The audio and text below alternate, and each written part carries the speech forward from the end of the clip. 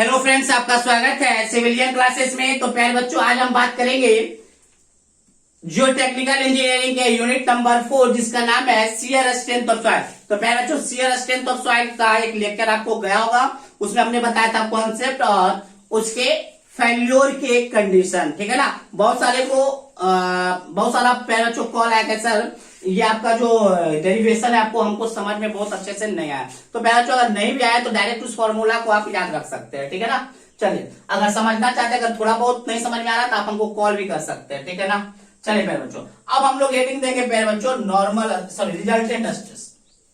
क्या हेडिंग देंगे? Resultant stress. Resultant stress. चलिए प्यारे, रिजल्टेंट। अब देखिए प्यारे बच्चों, रिजल्टेंट स्ट्रेस क्या होता है वो समझ लीजिए। देखिए, जब ये कोई सॉइल पार्टिकल था, इस प्लेन के अबाउट फेल कर रहा था, तो यहां पे आपका क्या लग रहा था? Normal stress and shear stress. तो normal stress and shear stress का जो देखिए, normal stress and shear stress जो होता है ना, आपस में परपेंडिकुलर होता है इच अदर पे, है ना, परपेंडिकुलर। तो इन दोनों का जो रिजल्टेंट स्ट्रेस होगा वही क्या कहलाएगा? Resultant stress. ठीक है ना। तो देखिए मेरे बच्चों, हम क्या लिखेंगे? Normal stress and shear stress are perpendicular to each other. Normal stress and shear stress are perpendicular to each other, and resultant stress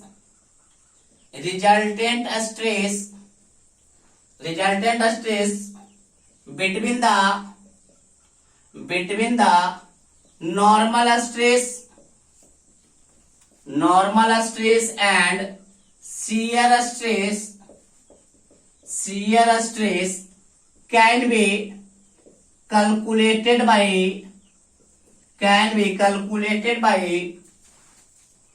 following formula.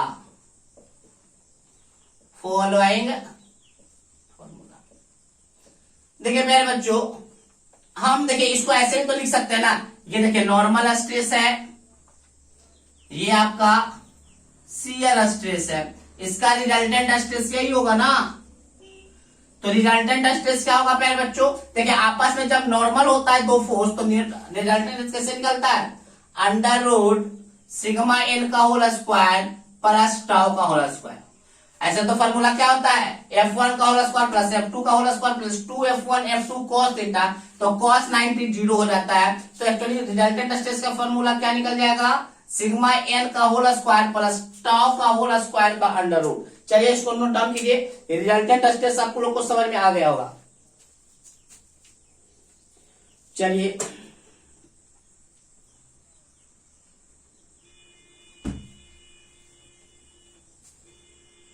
लिख लीजिए प्यारे बच्चों जल्दी।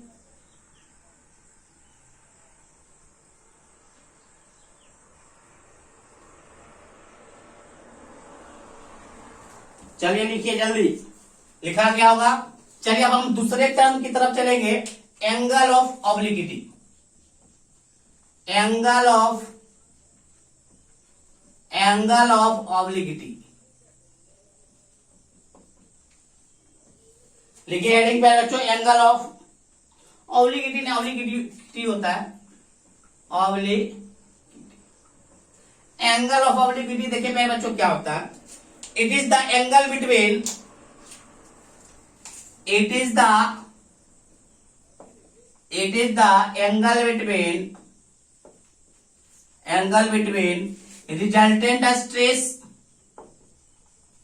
Resultant stress and normal stress. It is the angle between resultant stress and normal stress, and it is calculated by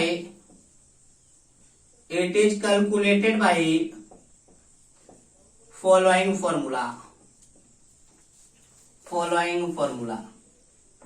प्यारे बच्चों, हमने क्या बोला, एंगल ऑफ ऑब्लिक्विटी क्या है, resultant stress and normal stress के बीच का एंगल। तो resultant stress and normal stress ये यही आपका कहलाएगा एंगल ऑफ ऑब्लिक्विटी। हमने क्या बोला, angle of obliquity is the angle between resultant stress and normal stress. तो ये बीटा, तो देखिए पहले इस बीटा को निकालने का कोशिश करते हैं। तो टेन बीटा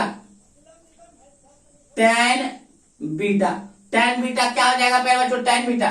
देखिए तो टेन थीटा मतलब टेन बीटा क्या होगा, लंब अब बटे आधार, मतलब टॉ बटे सिग्मा एन, लंब बटे आधार। तो प्यारे बच्चों एंगल ऑफ ऑब्लिक्विटी क्या निकल जाएगा, बीटा बराबर टेन इनवर्स टॉ बटे सिग्मा एन।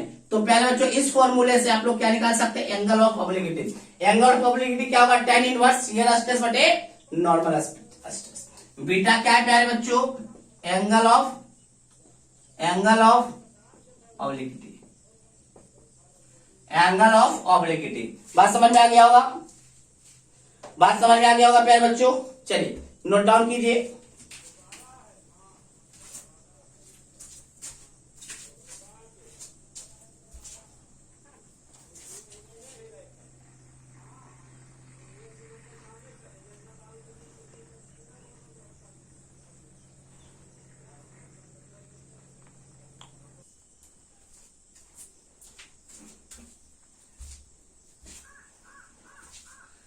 चलिए प्यारे बच्चों हम लोग हेडिंग देंगे मोहर्स कूलम्ब थ्योरी। प्यारे बच्चों इस मोहर्स कूलम्ब थ्योरी है ना, बहुत इंपॉर्टेंट है, आपके एग्जाम में बार बार पूछा जाता है 4 नंबर वाले क्वेश्चन में। तो देखिए प्यारे बच्चों, देखिए इसको समझिए। हमने क्या बोला प्यारे बच्चों, मान लीजिए आपका सॉइल मास है, ऊपर से आपका नॉर्मल स्ट्रेस लग रहा है ना, कोई क्या कहते हैं सुपर स्ट्रक्चर के कारण लोड लग रहा है। तो प्यारे बच्चों इसका जो शियर स्ट्रेंथ है ना, कितना पे टूटेगा, ये सिर्फ नॉर्मल स्ट्रेस पे डिपेंड नहीं करता है, ये डिपेंड करता है कि सॉइल पार्टिकल के बीच में कितना एंगल ऑफ इंटरनल फ्रिक्शन है, कितना कोहेशन है। कोहेशन तो हमने पहले भी बताया था, अट्रैक्टिव फोर्स, ये हम आपको लिखाएंगे भी आगे, कोहेशन क्या होता है, एंगल ऑफ इंटरनल फ्रिक्शन क्या होता है। तो कोहेशन पे भी डिपेंड करेगा और एंगल ऑफ इंटरनल फ्रिक्शन पे भी डिपेंड करेगा। तो यही बात आपका मोहर्स कूलम्ब थ्योरी बताया था। मोहर्स कूलम्ब थ्योरी क्या बोला था कि शियर स्ट्रेंथ ऑफ सॉइल सिर्फ नॉर्मल स्ट्रेस पे डिपेंड नहीं करता, वो सॉइल के कोहेशन एंड सॉइल के बीच का एंगल ऑफ इंटरनल फ्रिक्शन पे भी डिपेंड करता। तो यही बात बोला था मोहर्स कूलम्ब थ्योरी। तो shear strength of soil is not depends only on normal stress. क्या बोला प्यारे बच्चों, शियर स्ट्रेंथ जो होगा ना, टाउ का जो वैल्यू होगा ना, वो सिर्फ नॉर्मल स्ट्रेस पे डिपेंड नहीं करेगा। According to Mohr's Coulomb theory के according shear strength of any soil depends on following parameter. प्यारे बच्चों क्या बोला, according to Mohr's Coulomb theory के आधार पे शियर स्ट्रेंथ ऑफ जो सॉइल है ना, फॉलोइंग पैरामीटर पे डिपेंड करता है। वो फॉलोइंग पैरामीटर है, पहला कोहेशन का डिफिनेशन हम आगे लिखाएंगे, attractive force between the soil particles. दूसरा angle of internal friction, soil particle के बीच में कितना एंगल ऑफ इंटरनल फ्रिक्शन है उस पर डिपेंड करेगा। और तीसरा आपका है टोटल नॉर्मल स्ट्रेस। तो यही बात आपका बोलता है मोहर्स कूलम्ब थ्योरी। यही बात बोला कि शियर स्ट्रेंथ जो होता है ना किसी भी सॉइल का, सिर्फ नॉर्मल स्ट्रेस पे डिपेंड नहीं करता, वो नॉर्मल पे भी करता है, नॉर्मल स्ट्रेस पे भी डिपेंड करता है, कोहेशन पे भी डिपेंड करता है and angle of internal friction पे भी डिपेंड करता है। और यह एक इक्वेशन भी दिया, मोहर्स कूलम्ब थ्योरी क्या किया, एक इक्वेशन भी दिया, शियर स्ट्रेंथ इक्वेशन। तो प्यारे बच्चों अगला हेडिंग है shear strength equation by Coulomb's के द्वारा शियर स्ट्रेंथ इक्वेशन क्या दिया गया। तो देखिएगा, according to Coulomb's shear strength of any soil can be calculated by following strength equation. प्यारे बच्चों अगर कूलम्ब्स के अकॉर्डिंग आप क्या निकालना चाहते हैं, किसी भी सॉइल का शियर स्ट्रेंथ का इक्वेशन निकालना चाहते हैं, वो कैसे निकलेगा, टॉ बराबर C plus sigma tan phi. प्यारे बच्चों यहाँ पे सी है आपका कोहेशन, सिग्मा है आपका नॉर्मल स्ट्रेस एंड फाई है आपका एंगल ऑफ इंटरनल फ्रिक्शन। तो यही बात तो आपका मोहर्स कूलम्ब थ्योरी बोला था। मोहर्स कूलम्ब थ्योरी क्या बोला था कि शियर स्ट्रेंथ जो सॉइल है ना, कोहेशन पे भी डिपेंड करेगा, एंगल ऑफ इंटरनल फ्रिक्शन पे भी डिपेंड करेगा एंड नॉर्मल स्ट्रेस पे भी डिपेंड करेगा। तो प्यारे बच्चों याद रखिएगा, बहुत इंपॉर्टेंट इक्वेशन है, एक नंबर में आता है सब, है ना। तो टॉ बराबर क्या है, शियर स्ट्रेंथ है, सी बराबर क्या है, कोहेशन है, सिग्मा बराबर क्या है, नॉर्मल स्ट्रेस है, फाई बराबर क्या है, angle of internal friction between soil particles है। तो प्यारे बच्चों ये हमने देखा मोहर्स कूलम्ब थ्योरी, फिर हमने देखा shear strength equation by Coulomb's. चलिए इसको नोट डाउन कर लीजिए प्यारे बच्चों, जल्दी वीडियो पॉज कीजिए और लीजिए। चलिए हो गया होगा। चलिए अब आप लोग हेडिंग दीजिएगा प्यारे बच्चों, strength envelope by Coulomb's.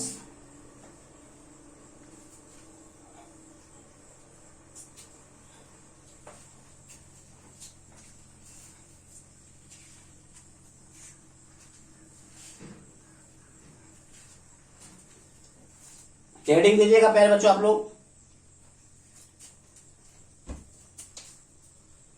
Heading strength envelope, strength enveloped by Mohr's-Coulomb theory,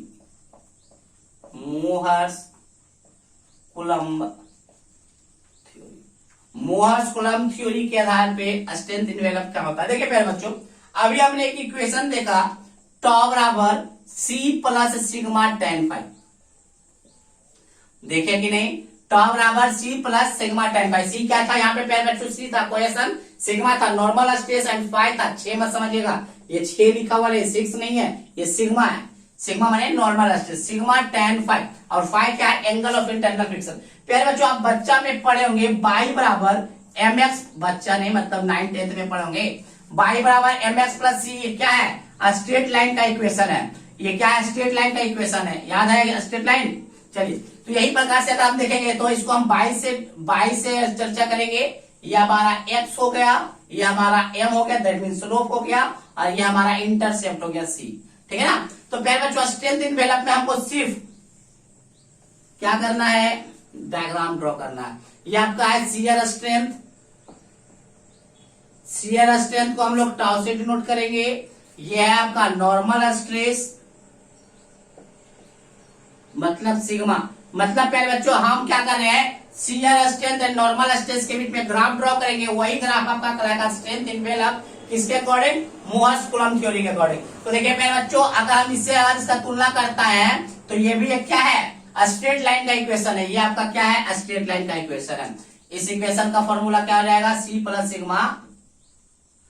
अब देखिए प्यारे बच्चों ये जो आप एंगल देख रहे हैं ना, ये एंगल आपका क्या कहलाएगा, एंगल ऑफ इंटरनल फ्रिक्शन। ये जो एंगल देख रहे हैं ना एक्स एक्सिस के साथ, क्या कहलाएगा, एंगल ऑफ इंटरनल फ्रिक्शन, जिसको हम फाई से नोट करते हैं, इसे फाई से नोट करते हैं। ये जो आप देख रहे हैं ना ये इंटरसेप्ट, ये आपका C कहलाएगा, यही आपका क्या है, C मतलब कोहेशन। ये जो इंटरसेप्ट है बाई एक्सिस पे क्या कहलाता है, C। तो यही आपका प्यारे बच्चों स्ट्रेंथ इनवेलप है, स्ट्रेंथ इनवेलप है, ये आपका strength envelope by Mohr's Coulomb theory, ठीक है। यहां तक कोई दिक्कत, यहां तक कोई दिक्कत प्यारे बच्चों, नहीं दिक्कत है। चलिए चलिए इसको नोट डाउन कर लीजिए।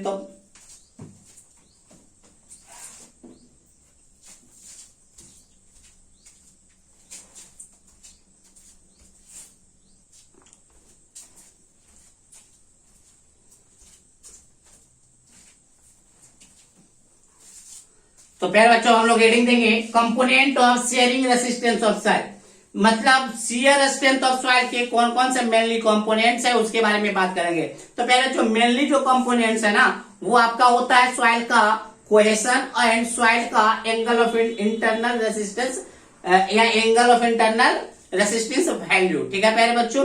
तो चलिए प्यारे बच्चों हमने यही लिखा है mainly 2 parameters resist the shear stress. प्यारे बच्चों शियर स्ट्रेस पड़ता है ना, जो शियर स्ट्रेस आता है आपके सॉइल पर उसको 2 पैरामीटर रेसिस्ट करता है, पहला है आपका कोहेशन और दूसरा है आपका एंगल ऑफ इंटरनल फ्रिक्शन। मतलब यही 2 पैरामीटर्स है प्यारे बच्चों जो शियर स्ट्रेस को रेसिस्ट करता है, सॉइल पे लगने वाले शियर स्ट्रेस को रेसिस्ट करता है। तो जितना ज्यादा कोहेशन का वैल्यू होगा, जितना ज्यादा एंगल ऑफ इंटरनल फ्रिक्शन का वैल्यू होगा, उतना ही ज्यादा शियर स्ट्रेंथ होगा, क्योंकि शियर स्ट्रेस को रेसिस्ट करने का क्षमता को शियर स्ट्रेंथ भी कहते हैं। तो पहले जो हम लोग डिफिनेशन देंगे कोहेशन का, तो पहले भी हमने बताया पहले जो कोहेशन क्या होता है, अट्रैक्शन बिटवीन सॉइल पार्टिकल को हम लोग कोहेशन कहते हैं। तो यही बात हमने यहाँ पे लिखा है, the attraction between the molecules of the soil particle is called cohesion. प्यारे बच्चों जो अट्रैक्शन होता है ना सॉइल पार्टिकल के मोलिक्यूल्स के बीच में, वही कहलाता है कोहेशन। चलिए प्यारे बच्चों इसका एक चीज देखते हैं, हमने एक इक्वेशन पहले इसके पहले लिखा था, टॉ बराबर C plus sigma tan phi. अरे लिखा था या नहीं लिखा था?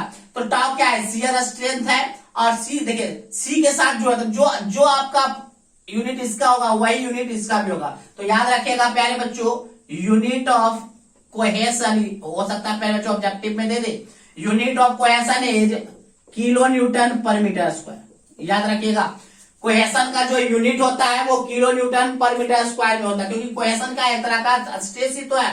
स्ट्रेस ही तो लग रहा है किसके बीच में? सॉइल पार्टिकल के बीच में। जितना ज्यादा स्ट्रेस होगा दोनों के बीच में उतना ज्यादा क्या होगा? कोहेशन पावर होगा। ठीक है ना? तो यूनिट याद रखिएगा kilo newton per metre square. चलिए प्यारे बच्चों हम लोग देखते हैं इंटरनल फ्रिक्शन। प्यारे बच्चों देखिए दो सॉइल के बीच में, दो सॉइल मान लीजिए ये सॉइल है ये सॉइल है, दो सॉइल के बीच में जहां पे कांटेक्ट हो रहा है, दोनों सॉइल पार्टिकल के बीच में जहां पे कांटेक्ट हो रहा है वहां पे फ्रिक्शनल फोर्स क्या होता है? पैदा लेता है। उस फ्रिक्शनल फोर्स को जो रेसिस्ट करता है वही क्या कहलाता है? इंटरनल फ्रिक्शन कहलाता है। तो देखिए प्यारे बच्चों हमने क्या बोला? The frictional resistance between the individual soil particle at their contact point, क्योंकि जहां पे कांटेक्ट होगा सॉइल पार्टिकल के बीच में वही आपका इंटरनल फ्रिक्शन डेवलप करेगा। तो हमने लिखा the frictional resistance between the individual soil particle at their contact point is known as internal friction. बात समझ में आ गया प्यारे बच्चों? अब दो टर्म है प्यारे बच्चों, दो सॉइल का नाम है, उसको बहुत अच्छे तरीके से याद रखना है और उसको समझ के याद रखना है। देखिए प्यारे बच्चों इसको समझने का कोशिश कीजिए। इसको मिटा दे क्या? दो नोक मिटा देते हैं दोनों, उसके बाद समझाते हैं प्यारे बच्चों।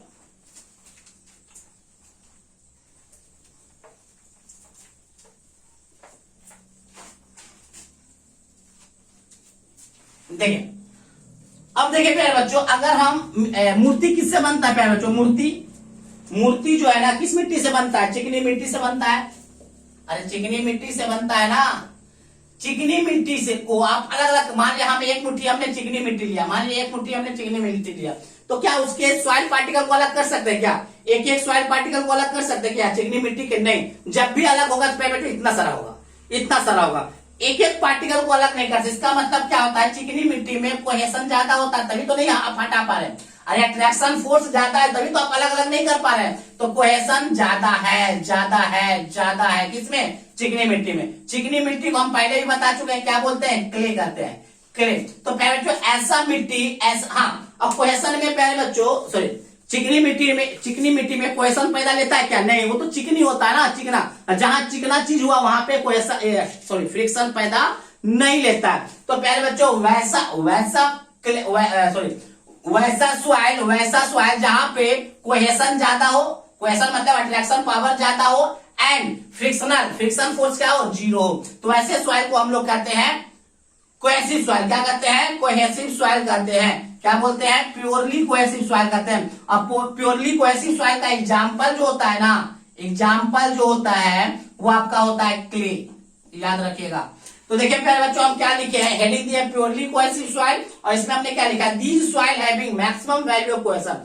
प्यारे बच्चों कोहेसिव सॉइल के पास कोहेशन वैल्यू सबसे ज्यादा होता है। नाम है प्यारे बच्चों प्योरली कोहेसिव, मतलब वहां पे कोहेशन फोर्स ज्यादा होगा। कोहेशन फोर्स कहां ज्यादा होता है? चिकनी मिट्टी में, क्योंकि चिकनी मिट्टी के एक एक पार्टिकल को आप अलग नहीं कर सकते। नहीं कर पाए मतलब क्या होता है? सॉइल पार्टिकल के बीच में ज्यादा अट्रैक्टिव फोर्स है ना। एंड अगर चिकनी मिट्टी है प्यारे बच्चों तो वहां पे क्या होगा? फ्रिक्शनल, क्योंकि फ्रिक्शन जो होता है ना वो रुखड़ा जगह पे पैदा लेता है, ना कि चिकना जगह पे। इसका मतलब क्या है कि ऐसा सॉइल जिसमें कोहेशन वैल्यू मैक्सिमम हो और इंटरनल फ्रिक्शन का वैल्यू मिनिमम या जीरो हो। इंटरनल फ्रिक्शन का वैल्यू मिनिमम या जीरो, दैट इज कोहेशन को हमने सी से नोट किया था वो मैक्सिमम होगा, और एंगल ऑफ इंटरनल फ्रिक्शन को फाइव से नोट किए थे वो जीरो होगा। तो प्यारे बच्चों प्योरली कोहेसिव सॉइल का एग्जाम्पल याद रखिएगा क्ले। क्या याद रखिएगा? क्ले। क्योंकि आपके ऑब्जेक्टिव पॉइंट ऑफ व्यू से बच्चों आपके सेमेस्टर में बनता है इनमें से कौन सा सॉइल प्योरली कोहेसिव सॉइल कहलाता है। ऑप्शन में होगा क्ले, सिल्ट, सैंड, बोल्डर। तो आपको चुपचाप से क्या टिक कर लेना है? क्ले। क्ले क्या है? एक प्योरली कोहेसिव सॉइल कहलाता है। प्योरली कोहेसिव सॉइल किसको कहते हैं? जिसमें कोहेशन पावर मैक्सिमम हो और एंगल ऑफ इंटरनल फ्रिक्शन का वैल्यू जीरो। जैसे ही कहीं पे अगर न्यूमेरिकल सम बनाने जा रहे हो क्ले लिख दिया, क्या लिख दिया? क्ले लिख दिया, तो फाई का वैल्यू अपने आप क्या समझेंगे? जीरो, क्योंकि क्ले क्या है? एक कोहेसिव सॉइल है और कोहेसिव सॉइल का फाई का वैल्यू जीरो होता है। पहले तो फिर से सुनिए, जैसे ही क्वेश्चन में कहीं क्ले लिखा हुआ रहेगा तो फाई का वैल्यू हम जीरो समझेंगे। चलिए आगे हम लोग देखेंगे कोहेशन लेस सॉइल। तो पहला जो नाम सही लग रहा है कोहेशन लेस, मतलब कोहेशन पावर नहीं होगा, अट्रैक्शन होगा ही नहीं। तो अब सैंड देखें क्या, सैंड को हम अगर आपके सैंड को थोड़ा सा देंगे तो आप एक एक पार्टिकल को अलग कर सकते हैं कि नहीं, कर सकते हैं, आराम से अलग अलग कर सकते हैं सारे पार्टिकल को। इसका मतलब क्या है कि सैंड में कोहेसिव नेचर नहीं होता है, क्योंकि आप सारे पार्टिकल को अलग कर दिया। अगर सारे पार्टिकल को अलग नहीं कर पाते तो ही तो कोहेशन होता, अलग कर दे तो कोहेशन नहीं है। तो ऐसा सॉइल प्यारे बच्चों जिसमें कोहेसिव फोर्स नहीं हो, मतलब कोहेशन नहीं हो, but angle of internal friction सबसे ज्यादा होता है कोहेशन लेस सॉइल में। क्यों? क्योंकि प्यारे बच्चों आप रगड़िए किससे, सैंड से रगड़ के देखिए गाल में छिला जाएगा, इसका मतलब रुखड़ा बहुत होता है। आप चिकनी मिट्टी से गाल में रगड़िए पैर, तो चिकनी मिट्टी से तो नहाया जाता है क्योंकि चिकना होता है, तो वहां पे आपका फ्रिक्शन जीरो होता है कोहेशन मतलब क्ले में, जबकि एंगल ऑफ इंटरनल फ्रिक्शन, फिर से समझ लीजिए प्यारे बच्चों, angle of internal friction clay में जीरो होता है, जबकि cohesion less soil that means sand के केस में मैक्सिमम होता है। तो हमने यही बात लिखा है कोहेशन लेस सॉइल में, these soil having zero value of cohesion, नाम है प्यारे बच्चों कोहेशन लेस। तो कोहेशन लेस मतलब कोहेसिव वैल्यू क्या होगा, जीरो होगा, कोहेसिव फोर्स क्या होगा, जीरो होगा, but value of frictional resistance is maximum, but frictional resistance maximum होता है, दैट मींस C बराबर जीरो होगा, फाइव बराबर मैक्सिमम होगा। एग्जाम्पल, इसका बेस्ट एग्जाम्पल कौन है, सैंड, ये भी याद रखिएगा प्यारे बच्चों। तो लिख देगा प्यारे बच्चों इनमें से कौन सा कोहेशन लेस सॉइल है, तो ऑप्शन होगा सैंड। तो प्यारे बच्चों जैसे ही कोई न्यूमेरिकल्स हम बनाने जाएंगे चैप्टर में, लिख देगा सैंड, तो चुपचाप से हम क्या समझेंगे, कोहेशन का वैल्यू जीरो। फिर से सुनिए, अगर हम न्यूमेरिकल्स बनाने जा रहे हैं और क्ले लिखा हो रहेगा तो अपने मन से क्या ले लेंगे, फाइव का वैल्यू जीरो ले लेंगे, और अगर किसी न्यूमेरिकल में सैंड लिखा हुआ रहेगा तो C का वैल्यू हम लोग जीरो ले लेंगे। ठीक है ना, समझ में आ गया आपका प्यारे बच्चों। अगर कोई भी डाउट होगा मन में तो आप इस नंबर पे कॉल कर सकते हैं, 9470879060। ठीक है ना, तो चलिए प्यारे बच्चों आज के लिए बस इतना ही, अगले क्लास में हम लोग पढ़ेंगे कुछ नए कॉन्सेप्ट के साथ।